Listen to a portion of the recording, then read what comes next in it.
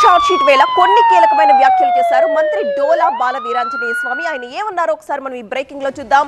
YCP హయాంలో TTD లడ్డూని కల్తీ చేశారని ఆరోపించారు. హిందువుల మనోభావాలతో ఆనాటి వైసీపీ పాలకులు ఆటలాడుకున్నారని, అదే నిజం అన్నారు డోలా.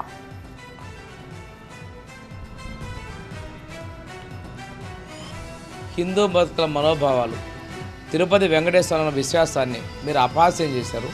పరకామణి కేసు అది చిన్న దోత అన్నావు. అంటే దేవుడి దగ్గర నమ్మకం తప్పు చేయకూడదని విశ్వాసం పెట్టి అది కూడా అదేముంది అది చిన్న కేసు అని మాట్లాడారు.